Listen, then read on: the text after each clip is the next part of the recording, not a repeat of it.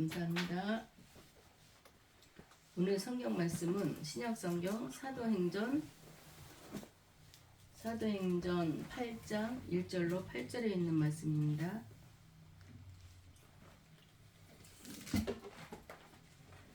사도행전 8장 1절로 8절에 있는 말씀입니다. 신약성경 제 성경에 200쪽에 있습니다.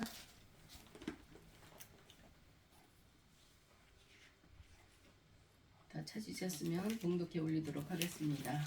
그날에 예루살렘에 있는 교회에 큰 박해가 있어 사도 외에는 다 유대와 사마리아 모든 땅으로 흩어지니라. 경건한 사람들이 스데반을 장사하고 위하여 크게 울더라. 사울이 교회를 잔멸할세 각 집에 들어가 남녀를 끌어다가 옥에 넘기니라.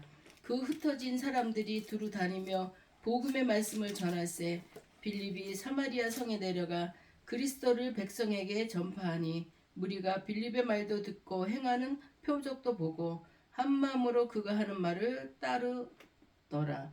많은 사람에게 붙었던 더러운 귀신들이 크게 소리를 지르며 나가고 또 많은 중풍병자와 못 걷는 사람이 나으니 그 성에 큰 기쁨이 있더라. 아멘. 할렐루야. 한 주간도 주님 은혜 가운데 다들 평안하셨죠? 한 주간 저는 또 은근히 바쁜 한 주를 보냈습니다. 화요일 날은 우리 동기 목사님 어머님을 소천하셔서 거기 인천에 또 갔다 왔고, 근데 가서 보니까 영정사진을 그냥 이렇게 크게 그 고인만 나오는 게 아니라 이분이 드레스를 입고 사진을 찍었어요. 그래서 아니 이분은 결혼식을 못 올리고 살다가 나중에 드레스 입고 찍은 사진을 만들어 놨나 이런 생각을 했었는데 너무 일찍 혼자 되셨대요. 오남매를 두고. 그러니까 엄마가 많이 고생을 하다가 천국 가셨는데 정말 가시는 게 너무 순탄하게 은혜롭게 가셨더라고요. 새벽 예배 다녀오셔갖고 우리 새벽 예배 갔다 오면 피곤하니까 조금 더 누워 있거든요. 그리고 잠들고 그냥 가신 거예요. 새벽 예배 갔다 오셔서 예배를 인생을 마무리했다는 게 참 멋있다 이런 생각이 들더라고요. 그거 아무나 못하거든요. 그렇게 예배를 사모하고 하나님을 사모하고 그리고 하나님 의지해서 살다 보니까 인생의 이 마지막도 예배를 마치고 이렇게 가셨다는 거. 대부분 아픈 사람들은 임종하실 것 같으면 목사님이 가서 임종 예배를 드려드려요. 근데 이분은 직접 가서 예배를 드리고 하나님의 부르심을 받고 갔어요. 참 은혜롭게 장례를 치렀다는 걸 볼 때 참 감사했습니다. 또 그게 또 소망이 되더라고요. 나도 이루고 갔으면 좋겠다 이런 마음으로. 앓다가 병원에서 입원하고 고생하고 이러지 말고 그냥 하나님이 부르실 때 바로 가는 거 참 감사한 일이라고 생각됩니다. 또 목요일 날은 시차례로 또 서울 중화동에 갔다 왔고 어제는 또 교제 사촌 형제들 친교로 또 인천에 갔다 왔고 그렇게 한 주를 그렇게 바쁘게 보냈습니다. 그것도 저는 은혜라고 생각합니다. 몸이 안 좋아서 알아 누워서 있는 것보다 그래도 여기저기 필요로 하는데 간다는 거. 물론 다 예수님 안에서 교제를 나누면 참 좋은데 우리가 모이는 사촌 형제들 보면 한 명만 주님 앞에 나오지 못했어요. 그래서 하나님의 뜻이 또 여기도 있겠다 이런 생각을 했습니다. 그래서 한 주간도 주님 은혜 가운데 바쁘게 보냈다는 게 좀 감사하다는 이런 마음이 듭니다. 우리가 오늘 말씀을 보면 사울은 스데반 집사가 사람들이 던지는 돌에 맞아 죽어가는 현장에 있었어요. 사울이 예수님을 믿기 전에 이 사람도 예수님을 믿지 않던 게 아니라 이 사람은 유대인 중에 유대인이고 대단한 사람이에요. 그런데 예수를 몰랐던 거지요. 예수님이 하시는 말씀을 믿지를 못했던 거예요. 그래서 예수 믿는 자들을 핍박하고 예수 믿는 자들을 잡아다 죽이고 옥에 가두고 이런 일을 했던 사람입니다. 사울은 스데반 집사가 사람들이 던지는 돌에 맞아 죽어가는 현장에 있어요. 그 얼마나 고통스러웠겠어요. 잔인하죠. 평생 유대교를 위해 열심 하나로 살아온 사울이에요. 스데반의 죽음 당하는 것을 마땅한 일로 생각했어요. 사울은 하나님을 모독하는 자들이니까. 그리고 지금 모든 것들을 거짓 증거한다고 생각하고 있었으니까 예수님을 모르기 때문에 이 스데반이 죽는 거 아주 그냥 마땅한 일로 생각했습니다. 사울은 그리스도인들을 잡아오는 일에 아주 앞장섰어요. 이 사람은 교회를 없애려고 집집마다 돌아다니면서 날뛴 거죠. 그리고 남녀노소를 가리지 않고 예수를 믿는 사람이면 모두 끌어내요. 그리고 감옥에 보내고 그렇게 행동했던 사람입니다. 사울뿐만이 아닙니다. 유대인들은 스데반의 재판 과정을 통해서 유대인들이 스데반이 돌에 맞는 장면들을 유대인들을 봤어요. 저 사람이 왜 돌에 맞나? 이렇게 유대인들이 생각할 때는 저 사람은 하나님과 모세와 그 율법을 배척하고 모욕하고 있었다. 스데반이. 그렇기 때문에 이렇게 죄를 지었기 때문에 저렇게 죽임을 당하는 거다. 이렇게 생각했던 것입니다. 그래서 유대인들은 더 스데반의 죽음으로 인해서 교회를 더 핍박하게 되었어요. 스데반이 돌에 맞아 죽는 바로 그날 예루살렘에 큰 핍박이 일어나게 되었습니다. 스데반이 돌로 칠 때 그 죽어가면서도 스데반이 이런 기도를 했어요. 하나님, 이 죄를 저들의 죄로 돌리지 마시옵소서. 저들은 예수님을 모르니까 이런 죄를 저지르는 것이기 때문에 저 영혼들을 불쌍히 여겨 달라 그랬대. 하늘문이 열렸어요. 하늘문이 열려서 예수님이 스데반을 맞이하려고 서 있는 걸 봤어요. 그렇기 때문에 스데반은 지금 돌에 맞아 죽더라도 기쁨으로 갈 수 있었다고 얘기하더라고. 여기 성경에 나왔습니다. 근데 스데반이 그 돌에 맞으면서도 그의 얼굴이 해같이 빛났다고 그랬어요. 얼마나 고통스러우면 얼굴이 일그러져야 되는데 얼굴이 해같이 빛났다. 이렇게 나오고 있습니다.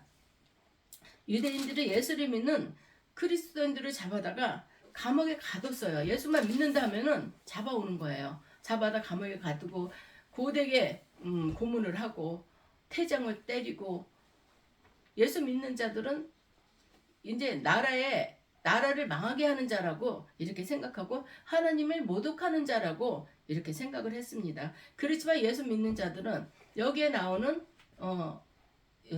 예수님의 제자들은 예수님의 부활을 받거든요. 니네들은 예수님이 죽었다 하고 제자들이 예수님을 이렇게 몰래 가져다가 어디다 딴 데 장사를 지냈다 이렇게 얘기를 하지만 우린 봤다. 예수님의 옆구리에 창자국 난 것도 봤고 예수님을 우리가 만져보기도 했고 예수님과 대화도 나눴다. 예수님은 부활하셨다. 근데 니네들은 왜 자꾸 거짓을 증거하고 예수님을 진짜 대역 죄인으로 취급하느냐.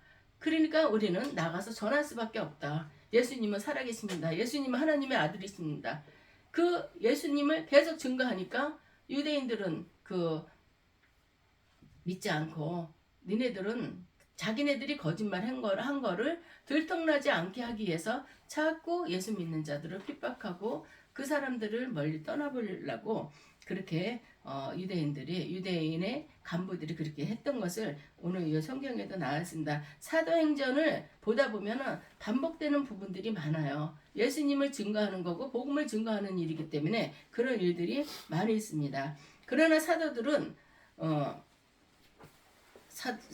제한 성도들은 예루살렘을 떠났어요. 그리고 유대와 사마리아와 그리고 다른 나라들에 흩어지게 됐어요. 여기서 핍박을 받게 되니까 나갈 수밖에 없는 거예요. 근데 이 나간 게 피난을 간 것처럼 보이지만 이게 하나님의 섭리 안에 있었다는 것을 우리가 또 알게 됩니다. 초대교회는 이 일로 인해서 스데반의 죽음으로 인해서 또 큰 위기에 처했습니다. 이대로 가다가는 교회를 구성하는 게 성도가 구성원이 되잖아요. 성도들이 전부 유대인들에게 잡혀가고 교회가 사라질 그런 위기에 있었던 것입니다. 사울처럼 밤낮을 가리지 않고 그리스도인들을 잡는데 혈안이 된 사람이 한둘이 아니었다는 것입니다. 저 그리스도인들, 저 예수쟁이들 다 잡아 죽여야 돼. 저것들이 진짜 하나님을 모독하고 신성모독을 하는 자들이니까 우리는 저 사람들을 무조건 잡아 죽여야 된다. 그러면서 혈안이 되어서 막 찾아다니는 것을 성경에 나와 있습니다. 그렇기 때문에 교회는 더 엄청난 위기에 몰렸던 것이죠. 그러나 오늘 본문을 자세히 보면 하나님께서 오히려 이 위기를 통하여 놀라운 복음 전파의 기회로 사용하셨음을 우리가 깨닫게 됩니다. 우리가 호사다마라는 말이 있어요. 그런 말도 있고 우리가 항상 어려움만은 있는 게 아닙니다. 이 어려움을 통해서 또 우리가 다른 길을 또 내다볼 수 있고 밝은 길로 갈 수 있다는 것을 우리는 알아야 됩니다. 항상 어려움만 있으면 사람이 살 수가 없죠. 예수님께서 성령이 임하시면 교회가 예루살렘과 유대와 사마리아와 땅끝까지 이르러 증인이 되라 하리라고 하신 말씀을 이들이 지금 이룬 거예요. 1절 후반절에 보니까 유대인들이 핍박을 통해서 그리스도인들을 유대와 사마리아 땅끝으로 흩어졌기 때문이라고 이런 말씀을 하셨습니다. 핍박 때문에 우리가 거기에 그냥 있었으면 그 핍박이 없었으면 거기에 그냥 그 유대 예루살렘에 그쪽만 복음이 전했을 텐데 핍박을 통해서 도망가다 보니까 도망가도 그냥 가는 게 아니라 거기서도 복음을 전하기 때문에 복음이 여러 군데로 전할 수 있었다는 걸 그것을 우리는 알게 됩니다. 4절 말씀을 보면 흩어진 사람들이 두루 다니며 복음의 말씀을 전하였다고 기록하고 있습니다. 도망 다니면서도 예수님은 살아계십니다. 난 전화해야 돼. 예수님이 살아계신 걸 봤기 때문에. 증인이 뭐예요? 증인은 내 목숨 걸고 하는 게 증인이에요. 이 시대 때는 증인 잘못하면요 사형당할 수도 있어요. 증인이에요. 내가 봤기 때문에. 봤는데도 가만히 있는 거는 그거는 잘못된 거죠. 나는 이거를 봤기 때문에 나는 예수님이 십자가에 달린 것도 봤고 예수님이 부활해서 우리 곁에 오셔갖고 옆구리에 창으로 찔린 옆구리에 흉터도 받고 예수님과 대화도 나눴고 예수님이 생선을 갈릴리 해변가에 먼저 오셔서 생선을 구워서 제자들에게도 먹였던 거 나는 그 예수님을 봤다. 봤으니까 나는 증거해야 된다. 도망 다니면서도 밑으로 더 가면서도 예수님을 전했다는 것을 말씀하고 있습니다. 교회는 핍박이란 대위기를 맞이했어요. 오히려 하나님은 그 시련의 시간을 통해서 놀라운 복음 전도에 그 기회로 사용하셨던 것입니다. 우리 하나님을 사랑하는 사람들, 곧 그분의 뜻을 따라 부르심을 받은 사람들에게는 모든 것이 합력해서 선을 이룬다고 성경은 말씀하고 있습니다. 그 말씀이 오늘 이 사도들을 보면서 하나님께서는 이렇게 도망 다니면서도 핍박을 당해서 멀리 피난가다 하면서도 이렇게 이거를 위기를 복음 전하는 기회로 삼았구나 이런 것을 우리가 알 수 있습니다. 진실로 하나님은 우리 삶에 찾아오셔서 두려운 시련조차 놀라운 은혜의 기회로 바꾸는 전능하신 하나님이라는 것을 우리는 알게 됩니다. 위기, 저것 때문에 어떡하나 저것 때문에 어떡하나 위기가 온다 하더라도 그 위기만 바라보면 안 되는 거예요. 위기를 통해서 우리가 얻는 것들도 많이 있어요. 그게 다 어려운 일만은 아니거든요. 어렵죠. 위기를 당했을 때는 정말 내가 진짜 숨도 못 쉴 것 같고 그렇지만 하나님이 역사하심을 우리는 알아야 되겠습니다. 왜 김석균 목사님의 찬양 중에서도 왜 나만 겪는 고난이냐고 슬퍼하지 마세요. 고난의 뒤편에 있는 주님이 주시 축복 미리 보면서 감사하세요. 이 찬양이 있습니다. 이 찬양을 들을 때 너무 가슴이 뭉클해지고 눈물이 쏟아졌어요. 여기서 어떻게 빠져나갈까 생각을 했을 때 자꾸 위기를 생각하면 거기에 우리가 빠져들 수밖에 없어요. 그렇지만 이 찬양을 통해서 지금 고난을 당하는 듯 하지만 나만 겪는 고난이 아니고 내 안에 주님이 계십니다. 이걸 통해서 내가 하나님이 주실 축복을 먼저 바라보라고 하는 거. 이걸 우리는 그거를 우리 믿음의 사람들은 분명히 그걸 알아야 됩니다. 지금 현재만 바라보면 우린 넘어지고 쓰러질 수밖에 없고, 왜 나만 이러냐? 나 예수 믿고 나서 나는 왜 이렇게 더 힘들어? 나 예수 안 믿을래. 예수 믿다가 그래서 실족하는 사람들도 많이 있어요. 그렇지만 모든 것은 이기고 승리할 때 오는 거지. 아이 그까짓 거 나 안 믿어. 안 믿었을 때가 더 좋았어. 이렇게 생각한다면은 평생 영원히 구원받을 수가 없는 거고, 우리가 삶 가운데서 정말 그 어려움을 헤쳐나갈 수가 없다는 것을 우리는 알아야 됩니다. 우리에게 이게 위기다 싶으면 우리는 바짝 주님 앞에 엎드려야 되는 거예요. 하나님, 이거를 어떻게, 위기를 피해갈 생각하지 말고 위기가 닥쳐왔다 하면은 바짝 하나님한테 엎드려서 기도해야 되는 거예요. 하나님, 이거를 어떻게 이겨야 됩니까? 하나님, 이거를 이기고 우리는 나가는 게 믿는 사람들의 자세인데, 우리가 이거를 이기지 못하면은 아무것도 할 수 없다는 것을 우리는 알아야 됩니다. 위기가 우리는 위기를 통해서 우리가 한 걸음 더 나갈 수 있는 기회가 된다는 것을 우리는 깨달아야 되겠습니다. 우리는 하나님을 사랑하는 사람들, 곧 그 불의 뜻을 따라 부르시는 사람들이라는 것을 우리가 알고 협력해서 선을 이뤄야 된다는 것을 우리는 알아야 되겠습니다. 진실로 하나님은 우리 삶에 찾아오셔서 두려운 시련조차도 은혜의 기회로 바꾸어 주시는 전능하신 하나님이라는 걸 우리는 알아야 되겠습니다. 보면은 구약 성경 보면은 블레셋 장군 골리앗은 이스라엘에게는 큰 위기였어요. 농사지면은 거기다 바쳐야 되고, 블레셋이 워낙 기골이 장대하고 힘이 좋고, 그러기 때문에 아주 이스라엘이 그 사람 때문에 너무너무 고통스러웠어요. 그렇지만 하나님을 섬기는 목동, 그때 다윗은 조그만 어린애라 그랬어요. 그 다윗이 가서 나는 만군의 여호와의 이름으로 너를 대적한다. 웃기잖아요. 이런 큰 2m도 넘는 그런 장군이 왔는데, 조그만 애가 갑옷도 커갖고 진짜 갑옷 속에 다윗이 파묻힐 정도로, 그러고 가서 나는 너는 총과 너는 창과 방패를 갖고 나왔지만 나는 만군의 여호와의 이름으로 나왔다고 물맷돌을 던졌는데 여기를 딱 맞아갖고 급소잖아요. 그 골리앗이 쓰러진 거를 우리가 볼 수 있잖아요. 만군의 여호와의 이름으로. 그거를 계기로 해서 다윗이 왕이 되는 지름길로 갔다는 것을 우리 알 수 있습니다. 우리가 또 다니엘을 보면은 그 다니엘 그쪽엔 기도를 하지 말라고, 예수를 믿지 말라고 로마에서 너는 예수를 믿지 말아라. 너네는 기도하지 못하게 했는데도 다니엘은 난 그렇게 할 수 없다. 그리고 시간을 정해서 그 시간마다 그 예루살렘을 향해서 계속 기도를 했어요.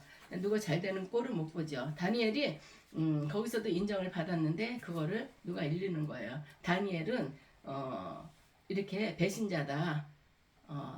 진의 예수님을 믿는다고 시간마다 다니엘이 기도를 하고 있다. 이랬어요. 다니엘이 붙들려 갔죠. 붙들려가 다니엘, 메삭, 친구들 몇 명이 있어요. 결국 붙들려 가서 사자 그 경기장, 원형 경기장에 이제 사자를 풀어놓고 이 다니엘이랑 그 친구들을 거기다 다 집어넣습니다. 그랬을 때 이 사자를 더 허겁지겁 이 사람들을 물어뜯게 하기 위해서 다니엘 그 사자들에게 3일 며칠 동안 굶겨요. 아무것도 안 먹여. 그러면 사람이 나타나면 금방 그걸 잡아먹잖아요. 그러기 위해서 사자를 풀어놨어요. 그리고 풀무불도 있고 풀무불에 던졌는데 누가 보니까 풀무불에 3사람이 들어갔는데 하나가 더 있다는 거예요. 이상하다 했는데 나중에 끄집어냈더니 이 사람들이 털끝 하나 거슬리지 않고 상하지 않고 이렇게 그대로 있었다는 거. 그랬을 때 하나님 살아계시구나. 하나님이 역사해 주시는구나. 완전한 믿음을 갖고 하나님을 섬길 때 이렇게 우리가 구원을 하나님이 지켜주시는 그런 것을 우리는 알 수 있습니다. 우리가 이런 일들을 봐서도 우리가 성경을 왜 많이 읽어야 되냐면 이런 말씀을 보면서도 이 말씀 이런 말씀이 있었구나 이게 아니에요. 예수 믿는 자들에게는 이런 표적이 따릅니다. 이 다니엘과 다윗과 선지자들에게만 이런 일이 따르는 게 아니라 나에게도 이런 일이 따르는 거예요. 근데 우리는 그거를 모르고 그거는 옛날 일이고 지금은 아니다는데 그때의 하나님이 지금 나의 하나님입니다. 우리가 주여 주여 부르시면서도 하나님 아버지 하면서 입술로서만 하나님의 아버지가 아니라 하나님 아버지를 나의 하나님 아버지를 받아들여야 되는 거예요.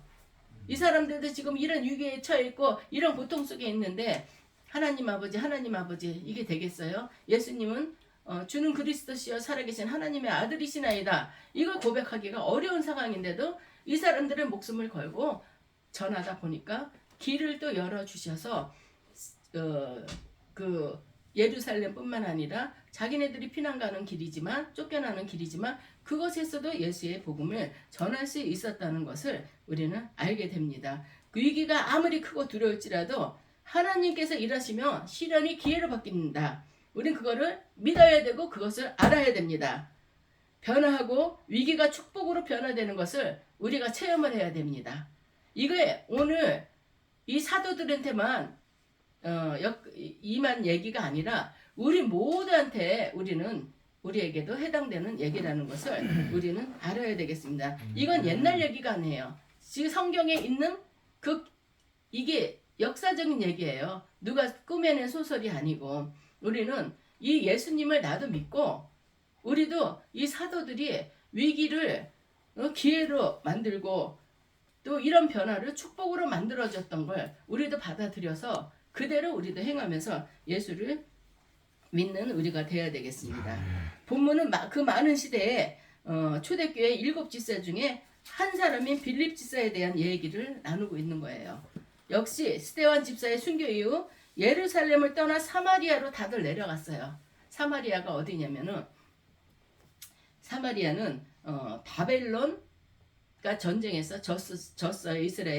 이스라엘과 바벨론이 전쟁을 했는데 바벨론의 전쟁에서 졌어요. 그러니까 바벨론이 식민지 정책에 의해서 이 이스라엘 사마리아 그 땅에다가 자기네 국민들을 그쪽으로 들어오게 만들었어요. 식민지 만들기 위해서.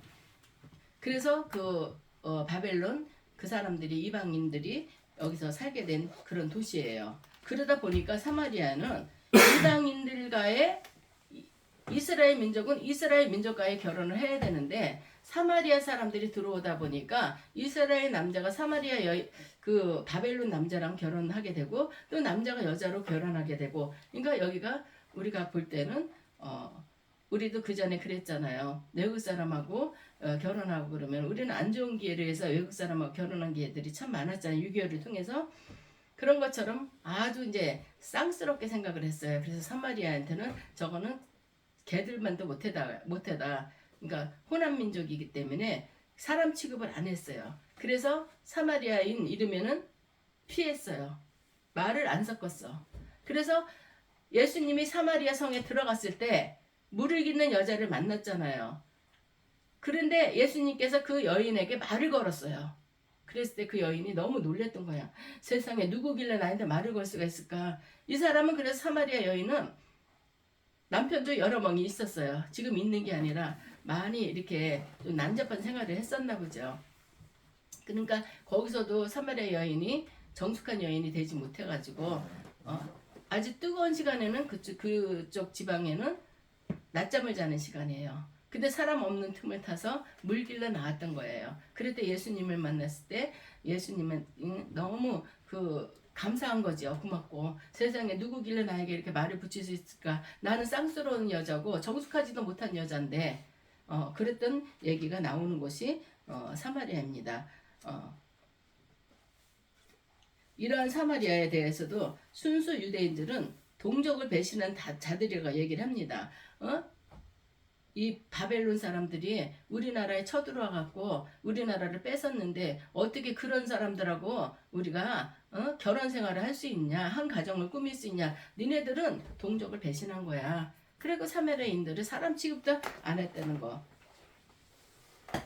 율법을 또 버렸다 그러고 더럽고 저속한 사람들이라고 취급하고 있었어요. 그래서 유대인들은 가능하면 사마리아 사람들하고는 상종을 하지 않았어요. 쌍스럽다고 생각했기 때문에, 저속하다고 생각했기 때문에. 복음서에 나오는 우물가의 그 사마리아 여인도 또 그런 사람이었다는 것을 알 수 있습니다.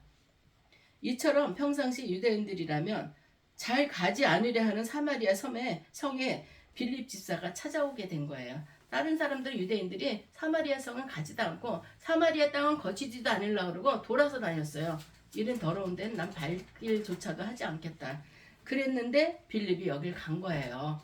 어떤 분이 보험을 하시는 분인데 그분이 소록도를 가셨대요. 그러니까 그 사람들도 문둥병자들이잖아요. 그 사람들 오면 이 사람이 정말 우리를 사람 취급하는가, 우리를 그냥 이 돈하고만 연결돼서 우리를 꼬이려고 그러는 건가, 그런 생각을 한답니다. 그래서 밥을 차려준대요. 이걸 먹으라고. 그러면은 진짜 고름나고 얼굴 막 머블로 감고 있는데 거기서 밥이 들어가겠어요? 근데 그분은 기도를 많이 하시는 분이래요. 그 주는 밥을 달게 잘 먹었다는 거예요. 그 자리에서. 그래갖고 그 사람이 보험왕이 됐다는 거예요. 마찬가지예요. 이 사마리아 땅에도 자기네들을 쌍스럽게 생각해서 아무도 사마리아 사람하고는 상종을 안 하려고 그러는데 빌립 집사가 사마리아 들어온 거예요. 그랬을 때 이 사람들이 얼마나 고마웠겠어요. 우리를 다 피하는데 이 빌립 집사는 빌립이라는 건 몰랐겠어요. 이 사람은 누구길래 우리한테 이렇게 들어왔을까?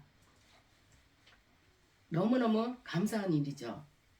그럴 때 하나님께서는 빌립 집사와 같이 해주셨어요. 성령이 역사하셨기 때문에 여기서 놀라운 기사 표적이 일어났다는 것을 말하고 있습니다. 병든 사람이 질병으로부터 깨끗함을 얻었고 귀신에 눌린 사람들이 자유함을 얻었어요. 그리고 많은 사람들이 그 사람들에게 붙었던 더러운 귀신들이 막 진짜 고함을 지르고 소리를 지르고 도망갔던 거. 그러면서 그 사람들이 귀신이 떠나가니까 정상적인 사람으로 되었고, 중풍병자나 장애인들이 다리를 절거나 안진뱅이 이런 사람들이 다 치유를 받은 거예요. 그러자 사마리아 사람들도 이 놀라운 사건 앞에 자기들의 마음을 열은 거예요. 이 사람이 여기가 사마리아는 누가 오려고 생각도 안 하고 사마리아 땅으로 들어가려고 생각하고 이 더러운 쪽은 난 안 밟는다. 멀더라도 돌아서 다녔어요. 그런데 이 사람은 누구길래 우리 사마리아 땅에까지 들어왔고 또 사마리아 개처럼 사람 취급도 안 하는 사람들에게 빌립이 하나님이 역사하니까 환자들이 낫고 그들에게 복음이 들어가고 기사와 표적이 일어났던 것을 얘기하고 있는 것입니다. 그러나 사마리아 사람들도 이 놀라운 사건 앞에 마음을 열 수밖에 없죠. 나를 사람으로 취급도 안 했었는데 이 사람이 와서 우리를 이렇게 치유도 해주고 하나님의 살아계심을 증거해주기 때문에 온 도시에 이런 일이 생기니까 기쁨이 가득하더라. 이렇게 그들이 표현하고 있습니다. 그 8절에 보면 기쁨이 가득하다. 얼마나 좋은 일이겠어요. 나를 누가 사람 취급도 안 했는데 우리 성에 들어와서 우리를 이렇게 사람 취급해주면서 예수의 복음을 전해줬고 또 예수의 이름으로 치유도 해줬고 그래서 이 성에 기쁨이 가득하게 되었다는 얘기가 말씀을 하고 있습니다. 이 기쁨은 육신의 질병이 치유된 것으로 나오는 그 기쁨도 있죠. 그렇지만 그것뿐만이 아니라 영혼의 질병인 죄를 예수의 이름으로 우리가 사함받는 그 기쁨. 우리가 언젠가 우리는 육신의 종말이 옵니다. 지구의 종말도 오지만 육신의 종말이 와요. 그래서 우리는 그걸 죽음이라 그러죠. 근데 이 사람들도 그걸 생각하지만 육신도 그렇지만 영혼의 치유를 받았어요. 죄에서 사함을 받고 죄에서 자유함을 받고 구원을 얻었다는 그런 말씀입니다. 그게 기쁨이라는 것이죠. 본래 유대인과 사마리아 사람들은 서로 상대를 안 하는 사이입니다. 얘기했잖아요. 바벨론의 전쟁에서부터 시작해갖고 거기를 동족을 팔아먹은 민족이다 싶어갖고 사마리아는 사람 취급도 안 하고 그 땅을 유대인들은 밟지도 않았어요. 더러운 땅이라고. 빌립에게 다시 나와 오실 하나님 나라와 예수 그리스도를 믿는 마음을 고백하며 그에게 또 세례를 받았다는 것을 우리는 알 수 있습니다.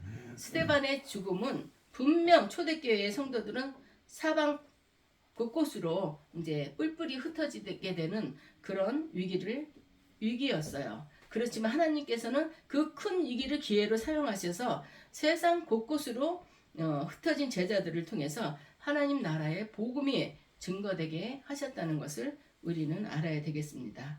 하나님께서는 빌립을 사마리아로 보내셨고 또 그로 하여금 도시 전체가 자신의 죄를 뉘우치게 했어요. 예수 그리스도의 이름으로 세례를 받게 하셨고 하나님께서 예루살렘 교회가 겪어낸 순교라는 큰 기쁨의 사건을 통해서 사마리아의 큰 기쁨이 일어나게 하셨다는 것을 우리는 알게 됩니다. 사랑하는 상도 여러분, 우리의 삶에서 하나님께서 허락하신 고난과 갈등이 있을 수 있습니다. 하나님께서 허락하지 않은 게 아니라 하나님께서 허락하신 일. 하나님께서는 누구를 통해서도 저 사람을 바르게 세우기 위해서는 누구를 통해서도 어려움을 겪게 하고 그걸 통해서 또 주님을 만나게 하는 일이 있습니다. 이해할 수 없는 상황에 처해 있을 수도 있어요, 우리가. 그러나 오늘도 우리의 삶 속에 주어진 시련까지도 놀라운 은혜의 통로로 사용하시는 하나님이 계심을 우리는 믿어야 되겠습니다. 아멘. 그 하나님이 그냥 하나님이 아니에요. 나의 하나님, 나의 하나님으로 받아들일 때 내 안에 역사하시고 내 안에 인도하신다는 것을 우리는 알아야 되겠습니다. 오늘 말씀에 나온 내용이 그 사마리아 성에만 일어났던 거 아닙니다. 내 안에서 역사가 돼야 되는 것입니다.